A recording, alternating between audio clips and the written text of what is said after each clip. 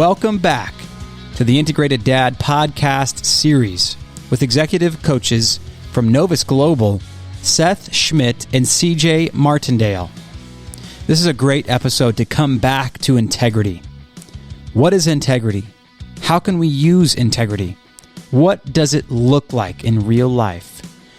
In today's episode, we're going to review the previous 3 episodes and talk about the commitments that Ben Glassman, the executive director of Legacymakers, made and how we can grow from the commitments that we missed. This is an important episode as it relates to advocating for one another, especially in families and marriages and in friendships. Listen in to this incredible episode as we talk about how we can be better advocates to be better people, to build a better, long-lasting, multi-generational legacy. Enjoy the show.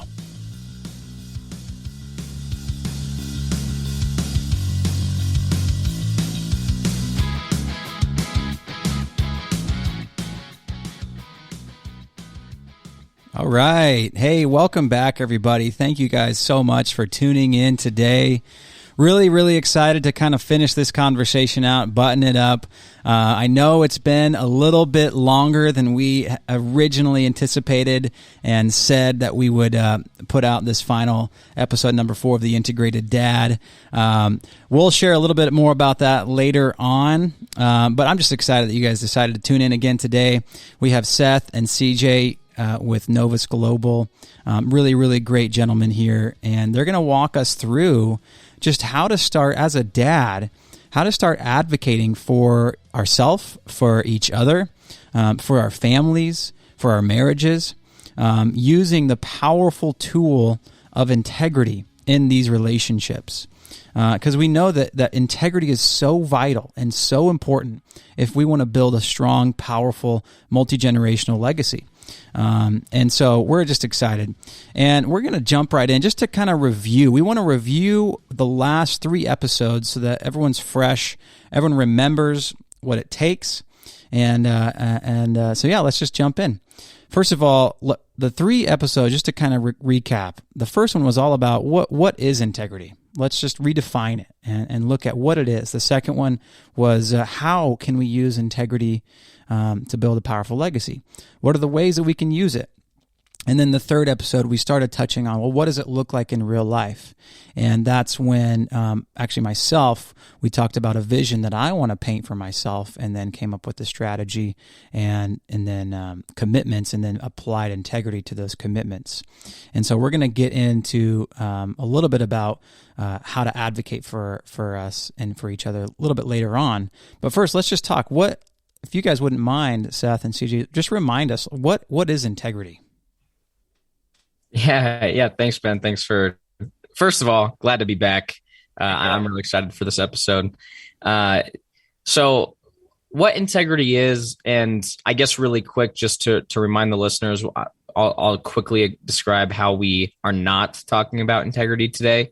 We don't mean the way we typically see it as a moral issue. Okay. So we see how a lot of the times most people, including myself, when I had learned integrity just from birth on, right? You learn that integrity is like a very moral aspect. So it's doing the thing you say you're going to do. It's being a person who is good, high moral value, someone who says they're going to do something and then they do it. They look like they're a good person. And so what we find, the way we define integrity is doing what you say you're going to do when you say you're going to do it. And if not, honoring your word. Okay. And so what that looks like is the actual definition we say is being whole, complete, and perfect. And when your word is whole and complete and perfect, you are whole, complete, and perfect. And so we find that the morality side of it really gets in the way of being a person of high integrity. And that's like the most succinct definition I've heard. It's so good. Like in 2 minutes, we just nailed it. It's really good. So I love that. And like for me, as you were talking, I was thinking about like the example of a bike. Like, does the bike have workability? Does it have integrity? That's right. And if you walk out to your garage and you're like, hey, my bike's got 2 flats, the chain's barely working. You get on that bike and it's a horrible bike ride experience because it goes slower. You have to work twice as hard, and you're not really enjoying the bike ride, right? So we would say that the bike is out of integrity. It's just not working the way that it was designed to work. So, so if a human is out of integrity, it's because their word is not whole and complete. Their word doesn't work, and so when they go to swing the axe towards whatever they're trying to go create in their life, the tip is dull, and they don't have a lot of energy to even swing that axe. And because their word doesn't work in the world, so people don't maybe trust them with what they say, and B, they don't trust their own word, and so when they go to swing the axe, it just hits a piece of wood and bounces right off because they can't cut through it, and they don't actually even have the stamina or the energy to even want to hit anything. Totally. Yeah. And I'm not sure how much we brought this into the definition, but it's really important to say now that we've had people get a little taste of discovering integrity, is if we take that bicycle analogy, we say that the tires is what's called the opportunity for performance. So just whatever level of air, however much amount of air is in those tires, creates a certain amount of opportunity for performance. Makes sense. Okay. So so again, what we've said in the past is we're not saying integrity is like the only answer. It's not the only thing. But if you take the stand that integrity is what creates an opportunity for performance in your life, then that's the number one thing to work on, is gaining more power with your word through creating more integrity in your life. So good. Yeah, and I remember we had mentioned a few benefits of it. It was, and I think this is kind of where power comes from, and correct if I'm wrong, but it gives us peace of mind and a better quality of life, which is where the power comes from, right? Yeah, very close. So it gives us two things. One is power. And then two is quality of life. And part of quality of life is peace of mind. The two main things are power, quality of life. Go ahead, Seth. Yeah, I was just going to ask you, CJ, what do you mean by quality of life? What does that mean? Yeah. So quality of life, there are 4 parts that we define that make up quality of life. So you spoke to one, Ben. 1 is peace of mind. 2 is freedom. 3 is self-expression. And 4 is appreciation. And we can go into each of those if we decide that it's valid or we want to spend the time. But essentially, that's just what makes up how you view the world, how things occur to you. Which you want all of those. Right. Those are all fantastic. Yeah, you don't want to go through a day having this day be a drag. I don't want to have a list full of things I have to do today. Yeah, exactly. Yeah. That's good. And on the power side, so you just mentioned the quality of life. On the power side, I'm kind of going back to that axe example, is I've got all the power and I've got the sharpest tip possible, and I'm cutting through whatever it is I'm committed to cut through today. That is a great definition, I think, of just the power that's available to you when your word is sharp and your word is ready to go. And I think it also helps you realize the fullness of who you've been created to be. And so when your word is intact, you're let's go attack this thing because I'm ready. Right? Well, see, that axe thing might even be a better example than a bike. If I think about it, let's imagine you train, you go to the gym, you're incredibly in shape, you're ready to swing that axe all day. But the sharpness of the axe is the opportunity for performance. And so you could be swinging a sledgehammer at a tree all day and you're not going to get anywhere. Yeah. But if that sledgehammer is turned into a sharpened axe, then the training that you have done is actually going to create performance by cutting down a tree. I love the analogy of the axe.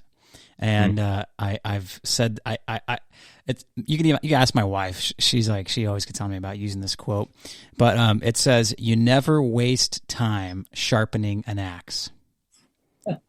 And I think it just ties right into this. Integrity as being the opportunity for performance, the sharpness of the axe is the opportunity for performance. You never waste time sharpening that axe or growing in your integrity, because it's gonna multiply when you're growing, in a sense. And I started thinking about the third episode, we talked all about like, how does this actually show up in your life and how is it actually used? And, I start thinking about like, man, if I was tending to my word and tending to sharpening my axe, what kind of man would I be? Right. What kind of father would I be? What kind of husband would I be? Yeah. And I think that's what Legacymakers is. That's why I'm so excited that you guys exist in the world, is because you guys help people get clear on the mission and the vision of like what it is I'm up to as a man. What am I up to as a family? And then we get to apply this tool of integrity to whatever that is. And you start creating massive legacy, right? Like you start creating an experience of being a dad for your kids that will be so memorable. Like how often do you hear kids say, I want to be like my dad. Yeah. Like I want to be heroic like my dad. Like it happens. I have heard it, but it's probably like 10, 20% of the kids say that when they're adults, right? Like, well, it's let's apply integrity. Let's do it. Let's get there. I love that. I cannot overstate the importance of any dad or man listening to this. Integrity is so important to your life and to your legacy. You have to have integrity. And this is some good stuff starting out, just kind of reminding us. I love to let's kind of go back to that last episode that we were on. We finished off and we kind of started processing through what it might look like to create a vision, and then create a strategy, and then make a commitment, and then use integrity.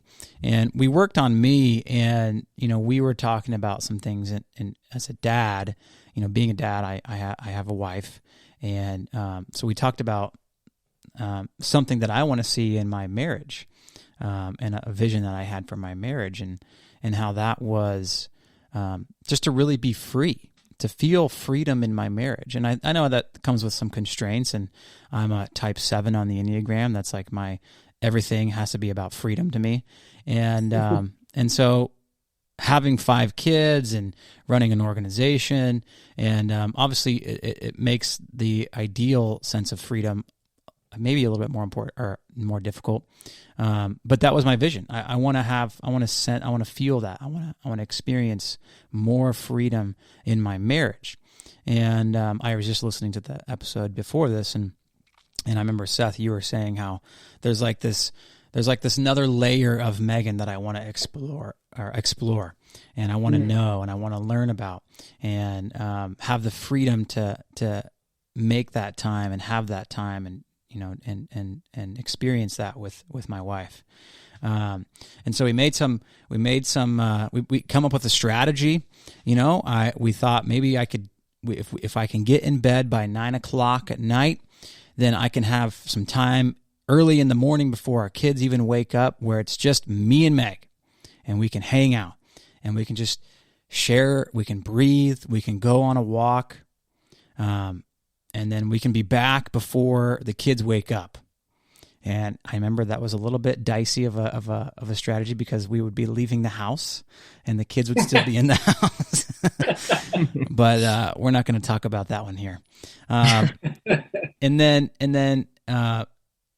then we also had to come up with a strategy to inform Megan, right? Because it can't just happen. So that was part of the strategy. It was like, well, I need to tell Megan. So anyway, we came with these commitments, and the commitments were, and I'm just going to state them just so we have them all in the playing field for everyone to remember. So I committed to sharing the vision of being free with my wife, and by going to bed by 9 p.m., I committed to do that on the day that we recorded the last episode of this Integrated Dad series, which is June 30th. So yes, it's been nearly 2 months. It's over 2 months. 2 months today, basically. And so we're a month behind on this episode. But we did do that. And we did. Nice. I did envision her, and she was on board with some hesitations. Nice. And so we had to work through a little bit of those. And then I did commit to 100% go to bed by 9 p.m., be going to bed by 9 p.m. every night by the following Thursday, which was Thursday, July 7th.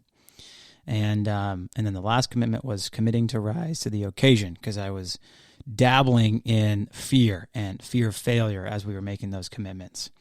And so, yeah, I wanted to remind us all, but then now I want to have just kind of Seth and CJ lead us in what a conversation about integrity and maybe growing within these commitments could look like. As a dad, you're sitting here and you're thinking about, who am I? What is my vision for whatever area of my life? And what am I using, or what am I doing to apply integrity? And this conversation is about having an advocate there, a friend, your wife. Maybe you're being an advocate for someone. And so we're going to kind of walk through that. You're going to get a live, experience with me. And so then you can take this and we'll talk about it at the end. But does that sound good, CJ and Seth? Yeah, that sounds great. Cool. That's awesome. Yeah. Go ahead, Seth. Oh, I was just going to say, Ben, I love how you just succinctly laid that all out, and it was so beautiful. And the one thing that came up for me is that maybe people aren't familiar with what you were doing with the word commitment, right? It's True. Commitments are like spoken words that come out of your mouth, and they are the vehicle that basically charge the world with your integrity, right? It's like, I am putting my word to these actions, which then will create the vision and the strategy that I say that I want.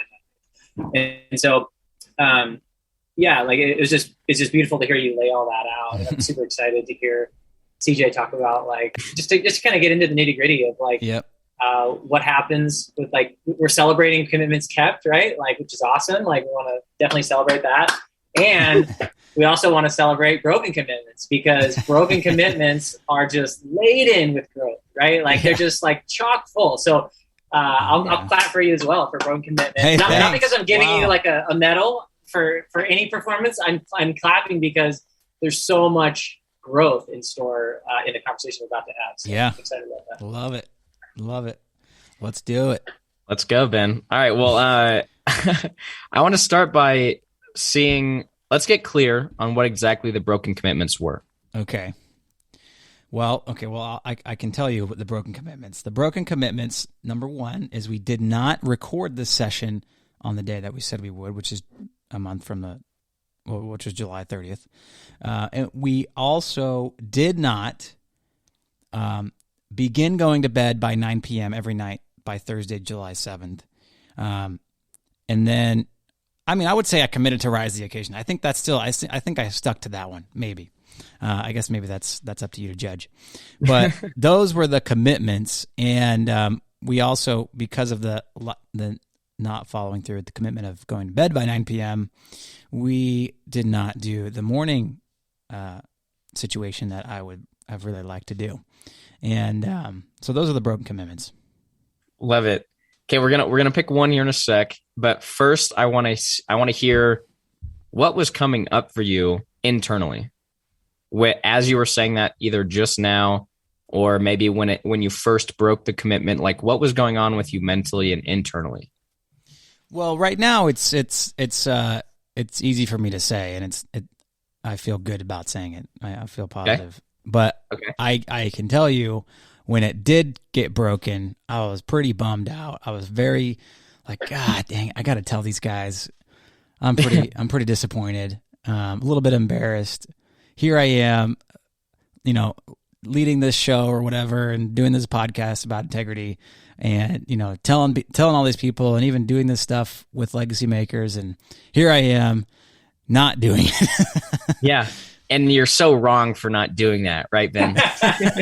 Dang it. See, so I want everyone to hear, you don't have a conversation and you're magically fixed. You just totally don't relate to integrity as moral. And by the way, I think I said this last time, after 6 or 7 years, sometimes morality still comes up for me. And so, I want to ask you, what was as soon as you noticed that there was a broken commitment, did you reach out to us immediately, or did you take some time and then reach out to us?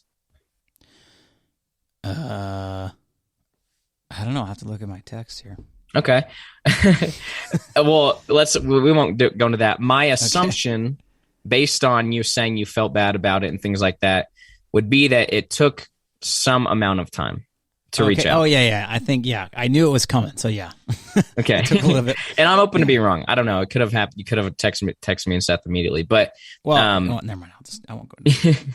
What I'm getting at is like, and for that amount of time that it took you to out yourself, you probably were living in a space of like anxiety and stress, and the survival needs were coming up of like, oh, well, now I'm not going to look good. I'm not going to feel good. Yep.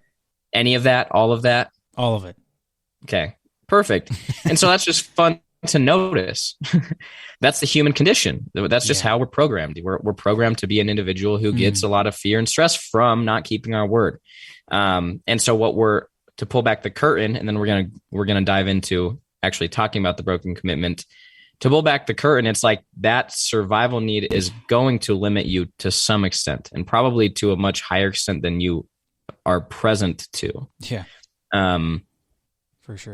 Because go ahead. I was gonna say, I always liken it to like, when you like look at your bank statement and you're like, oh my gosh, I can't believe I have that subscription, or I have this cost, right? Like, and it's like these unseen, unhidden costs that are just being deleted out of your account every month.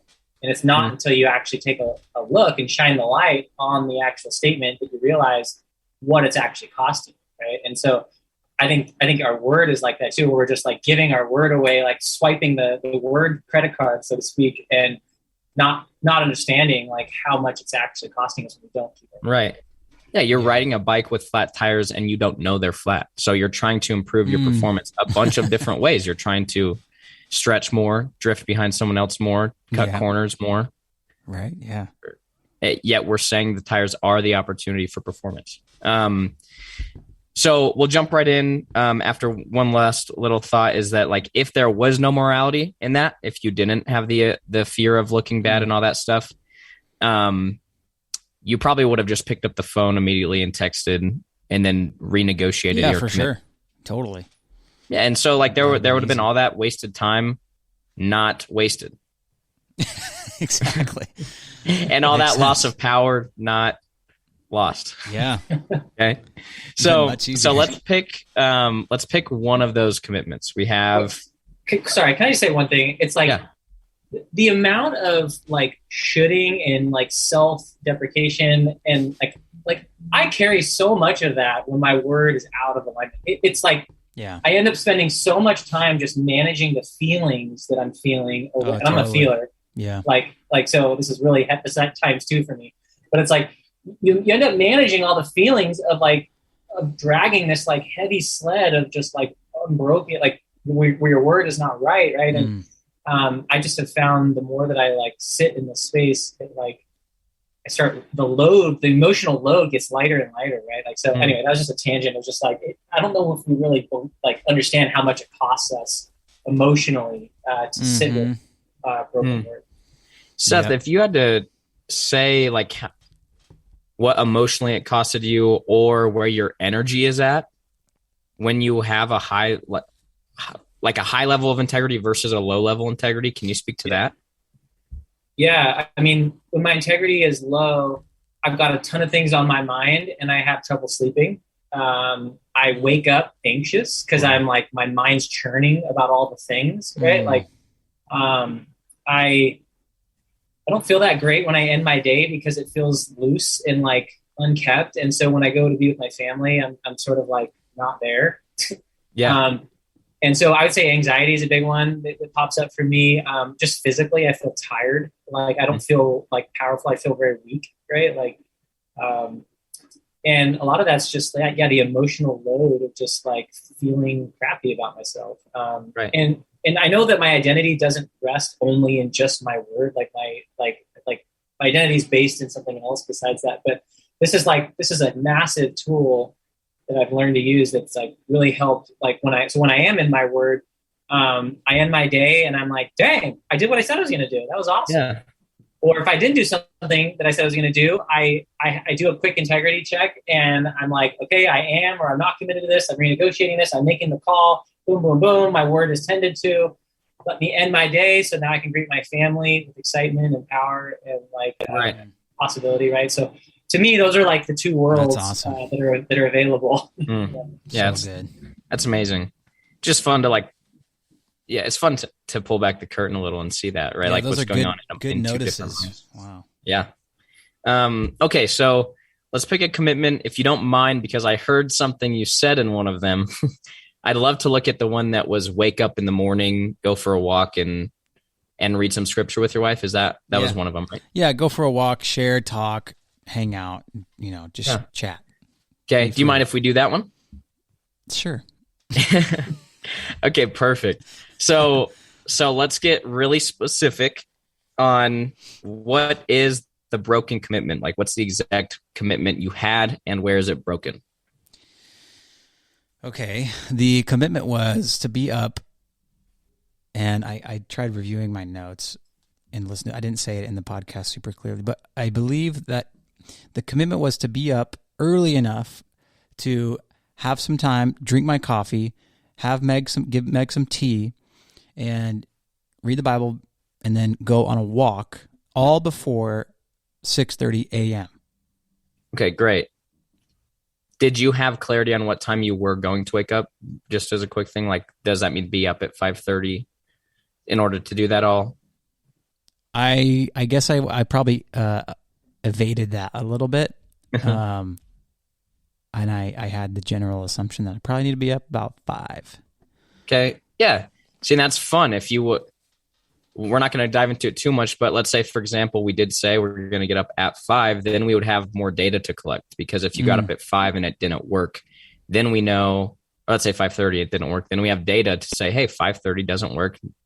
I'm renegotiating. I'm now going to say 5:15. If 5:15 doesn't work, whatever. Right. Yeah. So there's more data there. So that might be an avoidance tactic. For sure. But anyways, so that didn't work.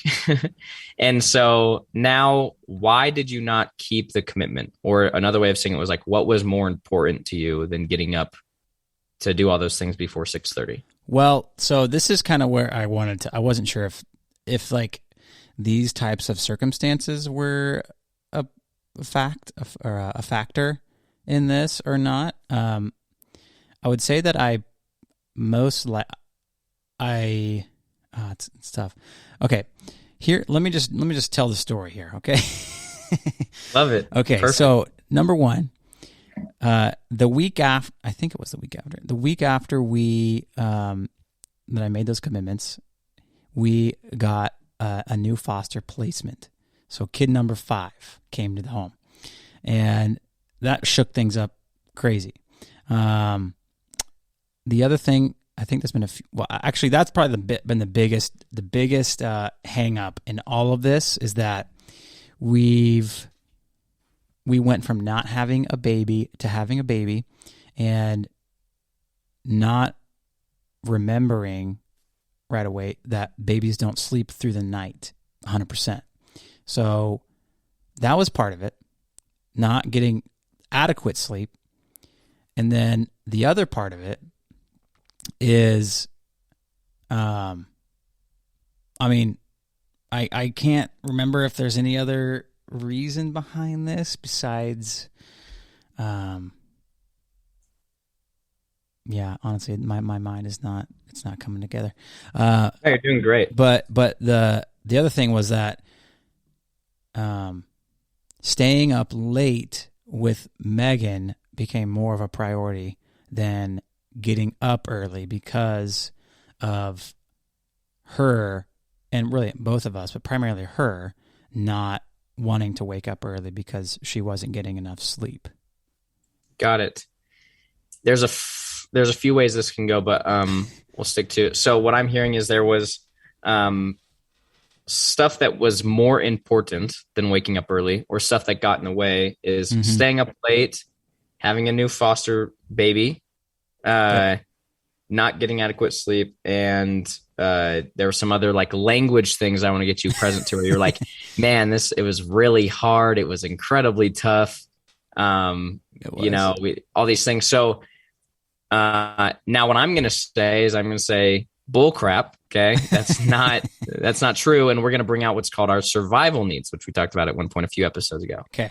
So there's 4 survival needs. There's look good, feel good, be right, or be in control. So survival needs are the things that drive us without realizing it, right? Yeah, Seth, would you add anything to that? Do you have a better way to? Yeah, I would say it's that sort of reptilian part of your brain that's just like very reactive, and it reacts to your basic core needs of survival, right? So looking good, feeling good, being right, being in control. And so whenever your commitment is pitted against one of those survival needs, there's a real tendency for your natural hardwiring to be pulled. It's like your survival need takes the wheel of the car that was going right towards your commitment, and it says, I'm now driving, right? Like, yeah. Great. Perfectly said. So if one of those four is the one taking the wheel and driving, which one of those four stands out to you? Like that was more important than keeping Okay, so it was look good, feel good. What were the other two? Be right and be in control. Be right and be in control. And while you're thinking about that, Ben, I was just thinking, like, when CJ called BS, that wasn't just to be like a jerk, like, and like stuff you. Like, I think what he's doing in this moment is he's advocating for you. Yeah. Right. Like he's like, I'm not going to believe the story. Right. Because your story is noble. It's really noble. Like, hey, we just got a new foster child. There's a lot going on. He's actually taking the place of an advocate for your true capability, your true sense of self, right? Like, that's good. So he's making a stand for you. So I just want to make sure that's good. Thank you, CJ. This is in love. This is a love conversation, not a got you, pin you conversation. Yeah.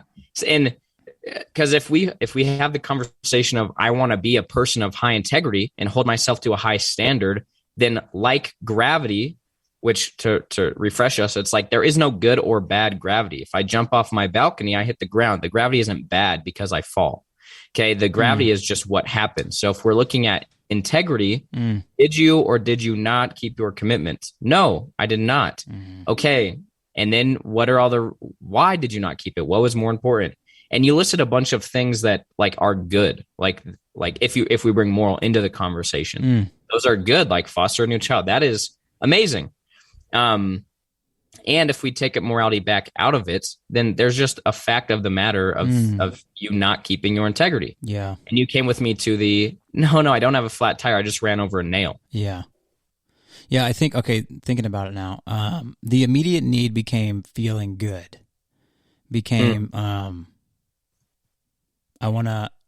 I do want to spend time with my wife. And so I wanted to spend time in the evening. She's a night owl, and so she's used to that. But and I did want to feel good in the morning. I wanted to allow Meg to keep sleeping. I wanted to I guess I don't know what else. But feel well, good. And can I offer something? Yeah. There also might be some look good in there. Because if you're like, hey, Meg, like I'm pulling us, like our vision is raising our hand, like Seth said, I'm pulling us into this vision of like, we're waking up because we agreed and we're going to hold each other to this standard. But I would rather, speaking from your point of view, I would rather look good to Meg and not pull her into this because she might think I look bad or might make me feel wrong because I'm not abiding by what I think she wants to do, which is sleep in. Yeah. Well, yeah, or like saying like I don't want to ruffle the feathers. Her thing is late nights, not mornings. Like I want to look good, feel good with her, right? Like, yeah, and I think part of it too, just remembering, is like she wanted time. She didn't want to jump into that right away because we just got Rory, and then she wanted time to adjust. And never mind. Never mind. Keep going. Okay, perfect. Okay, and so next question is that a pattern for you? Looking good and feeling good? 100%, yes. Right, okay. Seth? Yeah. You were quick to say that, right? So it's present. You know that. Yeah. Yeah. Welcome to being human. Yeah. Perfectly fine, right? Yeah. By the way, you're doing amazing. Thank you. So now I want to know what are the costs to that pattern? The costs are that we weren't able. I didn't get to have great time with Megan the past month and a half. in my, I mean, in the time that I wanted in the morning. We spent time together, but we were tired. We were, doing other things. And I think the ultimate cost was that like I missed out on potential just freedom with my wife that I could have had. Love that. Yeah. And let's go 10,000 feet higher just for the pattern in general in your life. What does that cost? Oh yeah. It costs me a lot back to what we talk, what you get from integrity. It costs me a lot in quality of life, in power, in I think in credibility, in all of that. I think that those are the big costs. Those for that pattern. Yeah. I mean, absolutely. Yeah. Perfect. Yeah. Anything else? I mean, it costs, I think it costs impact. It costs, it's a miss on what I'm called to do, a miss on making an impact, a miss on revenue. I mean, a lot of things. Yeah. Perfect. And that's the best answer that I would want. Like the first costs you listed, you're probably somewhat present to some extent. Second time I asked you is like kind of stretching the brain a little bit more to think like, wow, what are costs that I'm not so present to that it's actually costing me? I could ask you 10 more times and you would have came up with a list of 5 again, I'm sure. And so it's just fun to see like, man, this thing is costing me a lot, the pattern exactly. in my life, more than I am present to. Okay. And so why did you make this commitment in the first place? What was your vision when you made this commitment? The vision was I want to have more intimate and connection time with Megan. I wanted to experience freedom in my marriage. Freedom to be, freedom to share, freedom of time, more than what we have to be together. And just walk around and breathe in fresh air, and we just don't get that. Yeah, I was going to say what's interesting is you actually got a foster child a couple days later, and then it was like, imagine if you could have that and have a new baby in the house. Like, is that possible? Like, would you love for that to be possible? Right? Like, so it's almost like the vision might have gotten even upgraded after the fact, right? Where it's like, oh yeah, what if we could have both of those things together? How would we do it? Right? Like, See, it's funny because if we take the vision initially, or sorry, the reasons that you stated right before I said bullcrap, because if I would assert that if there was like $1 million on the line, that if you accomplish that, you would get $1 million, then you'd be like, there's no way I'm not doing whatever it takes. Yeah. To go on this walk at 6:30. Yeah, for sure. Right. And so that's why there's the bullcrap conversation, because obviously you would. So one thing before we hop to the next part is, so that vision you described, what else would that create in your life? Like why, when you make that commitment, when you have that vision, there's almost a deeper conversation around like what that will cause or create for things in your life. Well, it would, I just think it would open up a level of my marriage and relationship with my wife, Megan, unlike ever before. And just because we are very busy, we are very maxed out right now. And honestly, that's just kind of our lifestyle. Like, we just go nonstop. But it would open up something that we've never, I think maybe never even really shared, except maybe here and there on like when we're doing like a getaway, or, we've done like birthday trips where it's just us and we're just, we're exploring, we're going to a new city, we're doing an adventure, and we just get to be, and there's no limitations. And it would open up more of that like never before. Yeah, that's beautifully said. So what do you want to do with this commitment now?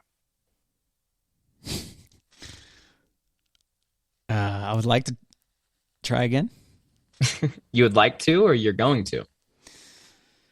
Whoo-wee. Back to square one.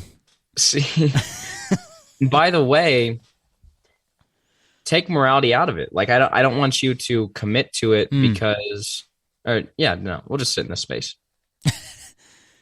No, I liked where you're going.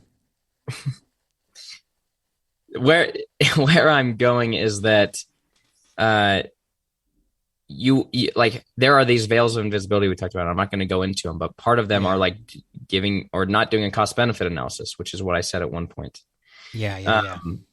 And so if you take morality out of it, like, I want to see you grow into a position where you just gave me this amazing, beautiful vision that was lighting me up just hearing you. And so is being tired worth not living into that vision? No, definitely okay. Not. So do you want to recommit, renegotiate, or not commit? I would like to recommit in yeah, for sure, recommit. Yep. Sorry, I'm just seeing it. Yep. Okay. And what's coming up for you? Initially it was the just like the strategy of like, how is this going to happen? So I was thinking about, okay, I need to recommit by re-talking to Meg, coming up with a maybe a newer, better strategy, and then setting a more realistic deadline. Okay, great. So then if you are recommitted to those as well, then I would invite you to probably write those down as well. Like, okay, I'm committed to talking with her. I'm committed to being on a walk by 6:30. And then that would maybe reveal some gaps. Like, we gathered some data around what time you might need to wake up to. So do you have a new commitment around what time you might want to wake up at? 4:45. Okay, perfect. So Seth, before I kind of jump, is there anything else you want to add to this? Yeah, I was, to me, I'm wondering if there was, like I heard earlier in the conversation that like something about like possibly Meg may not be committed to this vision, like, or there may be some misalignment there where she said maybe early, but then got some data and was like, no, it's later. Like, so yeah, I'm like wanting in my, this could just be my issues, but I'm just like, yeah, pump the brakes on the actual time you're committing to, and actually, what does it look like to realign with Meg? But that's just where my like, that's not. I just put my consultant hat on for a second there, which may not be helpful.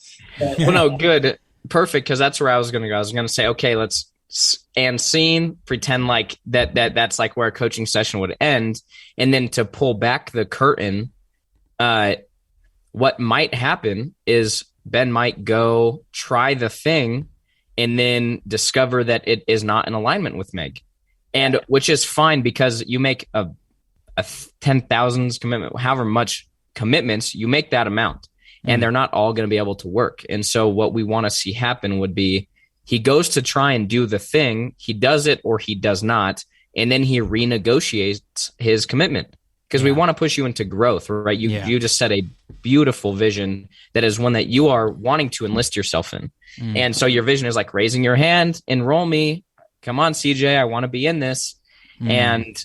And you're going to go and try the thing and gather data, and it might not be a part of Meg's vision. So you might have to renegotiate like today or whenever, as soon as you have the conversation with her. Yeah, for sure. Okay. And also, great, maybe if you can still enroll each other in your vision, if she's in line with it first, and two, in different ways. Like, maybe getting up at that time isn't the thing that's going to create that vision. Maybe there's a whole other thing that might create that vision. Yeah, that's true. The feeling. We're chasing a feeling, right? Like, so it's like, what if there was 10 other ways to create that feeling with her? Right. Yeah. Not by not getting up at 5:45. Right. Good point. Great. Yeah, point. it's an experiment. True. You know, I think we said this the end of episode 2, like, we don't know if it's going to work. We're testing, so go out there, do the thing and test it. And if it doesn't work, it's fine. Just don't feel bad about it. Yeah. Yeah, true that. Well, so how can we take this conversation then, which, by the way, thank you guys for doing that. Yeah, I'm excited. Did a great job, by the way. Thanks. Cheers for Ben. And just to be clear, do we actually land on new commitments, or is he not committed to any of this? Like, the advocate in me wants to care for him. No, I appreciate that. Yeah. I'm committed to renegotiating with Meg, and we're in a different place now than we were. We've gone through it. We've seen it. We've made some adjustments, but I can. It's almost to the point where it'd be easier to commit to that now, because it's almost like it's out of necessity rather than vision. If that makes sense. So it might be a little bit different conversation, but I'm definitely committed to renegotiating with Meg and really re-envisioning her. And, I would say even doing that tonight, because I really get, even just rehearsing that vision really got me excited, and it is really what I want. So I really want to make that happen, and I'm going to make that happen. So that's it. But I want to know, like, what's the way to kind of bring this together back to, okay, I'm a dad. How can we advocate? How can I advocate for another dad? What does that look like at the end of the day, through this kind of process, but then also just with integrity? Yeah, that word advocate just really stands out to me, that there's so many times where you'll get into a conversation, whether you're at the golf course or you're, picking your kids up from whatever sporting event they're at, and you're hearing the first part of this conversation, all the BS that's like coming out of them around all the things, right, that are coming out. And I feel like in that moment, there's like a decision. You can either be a listener and almost like a painkiller, where you're like, here's an aspirin. That's really hard, man. Right. Like, or you can be a disruptor, and it's not probably the most comfortable thing, but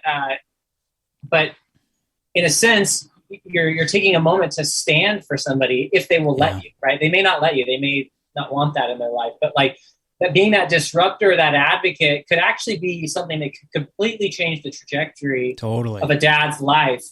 If instead of being I'm using air quotes here, friend that just lets the person like ramble on about all the stuff that's getting in the way of all the things they say they want. Like, we call that friendship, which is pretty crazy. Like, imagine if we could upgrade that to advocacy, right? Where it's like, hey, do you mind if I disrupt that a little bit? Or do you mind if I speak into what you said? Like, little comments like that are little keys or doorways that give you permission to actually advocate for somebody and to call out, hey, like, what's actually really going on here? And so if there's anything that you could take from this episode today, it would be a charge to stand for somebody, to stand in advocacy, to fight for one another's position as a dad or a husband, because those roles are so key in our society. So to me, that's like one of the big takeaways I'm taking from this space. Yeah, that's good. That's really good. Anything you would add to that, CJ? Yeah, I think it's like seeing the individual or like the human in front of you and coming to them from a place of love, like what Seth said. And we define love as fierce advocacy for somebody.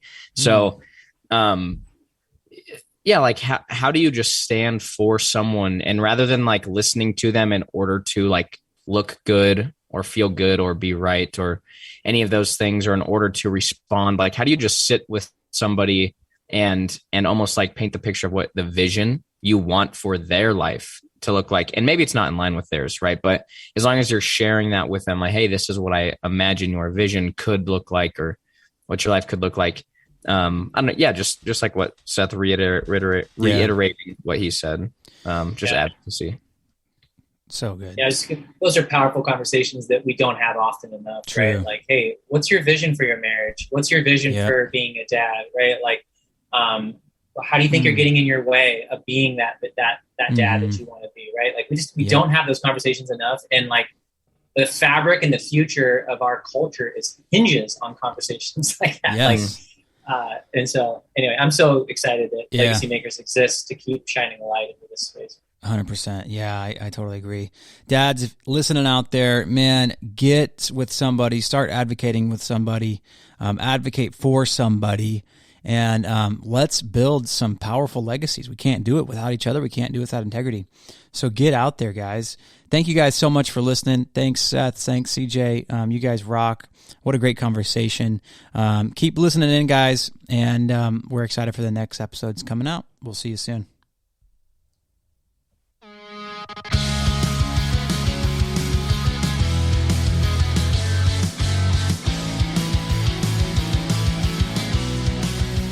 Thank you so much for tuning in to today's episode of the Integrated Dad podcast series with Legacymakers and Novus Global executive coaches Seth Schmidt and CJ Martindale. If you are looking to take your vision of life or work and turn it into reality, we can't recommend getting coaching with Novus Global and these coaches enough. If that's something you might be interested in, you can email us at team@chooseurlegacy.com or click the link in this podcast. If this episode encouraged or inspired you to build a more powerful legacy for you and your family, don't forget to subscribe, rate, and review this podcast to help us spread the word about the Legacymakers movement. Thanks again for listening.